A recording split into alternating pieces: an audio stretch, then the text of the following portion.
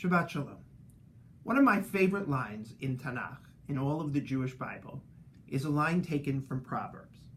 Chanoch l'na'ar al pi darko, gam ki yazkin lo yasur mimena. Teach a child according to their way, according to their strengths, and that knowledge will never depart from them, even when they get older. It is this biblical recognition, if you will, that every child, every learner is different.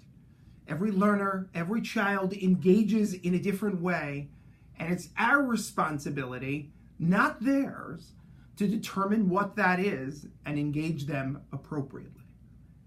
In this week's Torah portion, we really are introduced to Jacob and Esau, but there's something that's missing.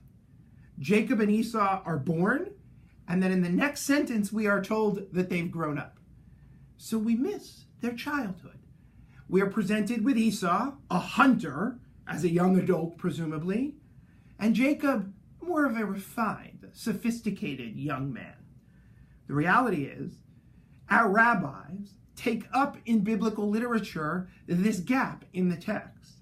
As you might imagine, they participate in the describing of Jacob as learning, as being a conscientious young man, and Esau being just someone who is driven by his hunger and his need to hunt. Of course they did. We are the children of Jacob, the children of Israel, not the children of Esau. But the reality is, what I think we can learn from this missing piece in the text above all is just how important that time is in a person's life. And by extension, how important it is for us, the Jewish world, the Jewish community, to educate our children, the next generation of leaders for the Jewish community. For a long time, we were under the impression that the best way to educate the next generations is to give them as much information and as much knowledge as possible, and then let them find their way when they grow up. The reality is that that's all wrong.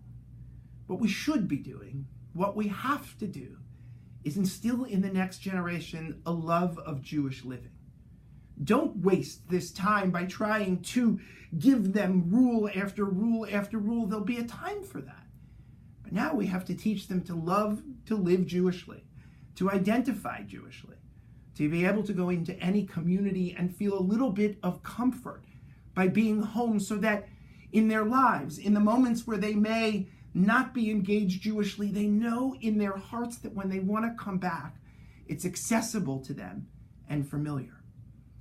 It's ironic that we don't get to see how Jacob and Esau grow up, but perhaps Proverbs is drawing on that very irony when they tell us to teach each child according to their way, and I think give us the mandate to instill in the next generation a true love of living Jewishly and an understanding that it's accessible to all of us. Shabbat Shalom.